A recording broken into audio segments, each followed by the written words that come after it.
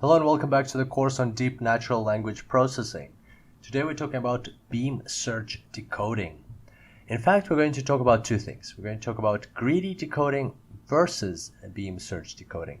And the reason for that will become very apparent as soon as we start discussing both. So let's dive straight into it. Greedy decoding. This is the name that was given to the most obvious, most natural the first thing that pops into mind when you think of how we're going to come up with results from our sequence-to-sequence network. So let's have a look.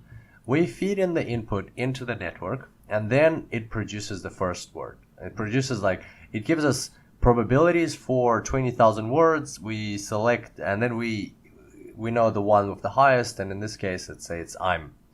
And then we just pick that one with the highest probability. And then we continue. As remember, in the next step, we look for the next word, and we feed that word I'm back into the network. And then it comes up with the next word, another 20,000 scores for the words, and then we pick the one with the highest score. In this case, it's going to be here. And then again, we feed in that word here into the network, and we see what the network produces on the next step, and it produces end of sentence. And so that's it. So that would be our response. Here would be, so that there's our inputs, like, are you back in Australia? And the answer would be, I'm here. And that's the whole process.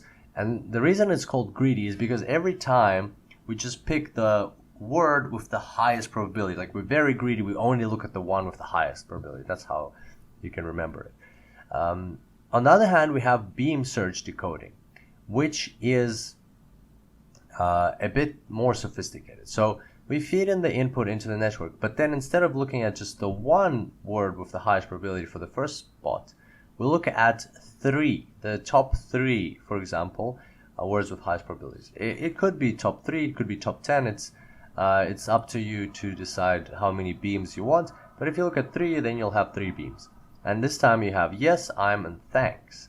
As we remember from the previous example, indeed, I'm has perhaps the highest score, and yes and thanks have lower scores, but nevertheless, we're going to look at all 3. Then, the way to think about it is like, at this point, the universe splits into 3, and we have 3 versions of our sequence-to-sequence. We have one version where the first word is yes, we have another version where the first word is I'm, and we have another version where the first word is thanks. And they're like, now from here, they're like developing independently. Now for this sequence-to-sequence model where the first word is yes, we now look at the second word. We feed in the word yes back into that model, and we see what it produces. It produces these possible options for the second word. Same thing happens here. We feed in this word back into the network in this universe. It produces these options for the second word.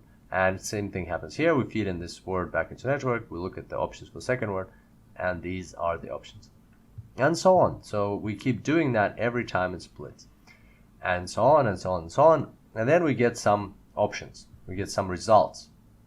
And the way we look at, the way we pick the winner in this case is we look at the highest joint probability across the whole beam. So in this case, as you can see, it might be a different result here. It might be, yes, I'm back, end of sentence.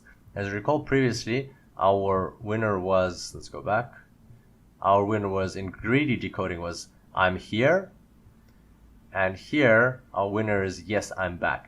And the reason why it's different, it can be different, is because in the case of I'm here, the word I'm had the highest score out of these 3. And so that's why we picked it, and therefore we completely limited our choice. We never even saw these beams. We never even saw these. And then the word here was highest, and so we took that, and then we took that. That was the only option we took, simply because we limited it at the very start. But, however, even though the word I'm might have a higher score than the word yes, overall this beam, yes I'm back, EOS, might have a higher joint probability or joint score across this whole beam than this beam itself. So it's probably better to talk about probability. So the joint probability of these responses of the beam itself could be higher than the one that we had in the greedy decoding, meaning that it's a better fit for our answer. So that's something to look out for. And as you can see, the beams, they grow very quickly. So if you start with 3, then you have 9, then you have 27, and it just keeps growing from there. Though there is a way to limit this. So you can, the technique that can be applied is called truncating the beams. And basically what that means is at the start you have the input, then you have 3, then it goes to 9, and as you can see, some of them already like EOSs. But that's not truncating. That, like, it can happen, might not happen.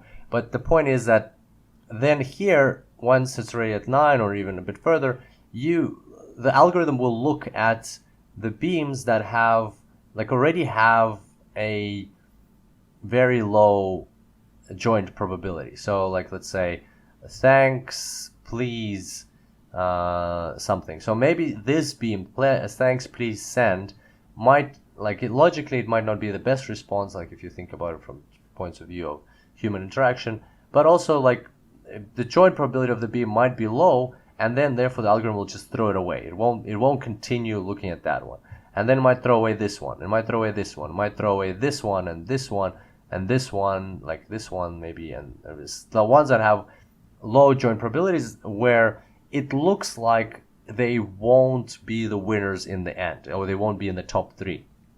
Or however many options we're looking for. It looks like they're going to just lead to suboptimal results anyway, so the algorithm can throw them away. And that way, what can happen is you can go 3, 9, and then some will get truncated, and you might go back to like 4 or 5 or back to 3, and then again it'll like expand, and then it'll contract, expand and contract. And so that way you're still benefiting from the different variety coming from the beams, but at the same time you're not falling victim to like exploding beams where the computational cost is unbearable.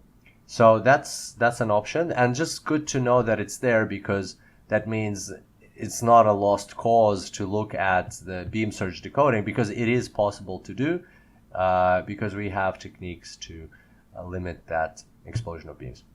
And by the way, this is I think this is a very interesting way of reading results. But what I was going to say about, like, by the way, this reminds us of what we started this whole process with, is that first initial email. So here, if you look back down here, you can see that there's the 3 options here. So now you can say that you know where they came from, because that's exactly where they came from. They came from the beam search decoding. That these are 3 different beams that were picked as the 3 winners across the options that were provided by this algorithm. How cool is that? We started off and we went through a very long journey, but we did get to our end goal, and now we know where these come from. And moreover, there's of course more techniques. For instance, there's techniques that will help with the variability of the beams, so to make them not look like all the same, like yes I'm around, yes I'm back, yes I'm here, that would be boring. There are techniques that help make sure that they're not all identical or close to identical. But nevertheless, like, we've gotten the core of the algorithm, and now when you look at your Gmail app next time, if you're using it, you'll see these and you'll be reminded and you'll know where they came from. So there you go. Really enjoyed discussing this with you. I hope you enjoyed it too, and I look forward to seeing you next time. Until then, enjoy deep natural language processing.